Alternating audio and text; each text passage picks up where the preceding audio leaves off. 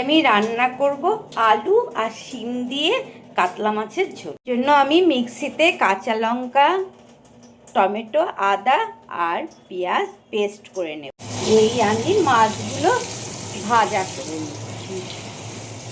ভাজা তেলের মধ্যেই আমি জিরে আর শুকনো লঙ্কা ফোড়ন দিলাম, আলুগুলো দিয়ে দিলাম, এর ভেতরে শিমগুলো দিয়ে দিলাম।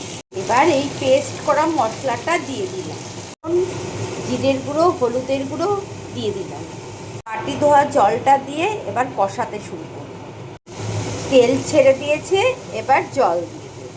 ফুটতে শুরু করেছে, এবার গ্যাসটা কমিয়ে দিয়ে চাপা দেব। আলুটা সেদ্ধ হয়ে গেছে, এবার মাছগুলো দিয়ে দেব।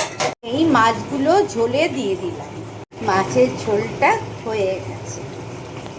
এবার ওপর দিয়ে একটু শাহি গরম মশলা গুঁড়ো ছড়িয়ে হয়ে গেল আমার আলু আর শিম দিয়ে কাতলা মাছের ঝোল।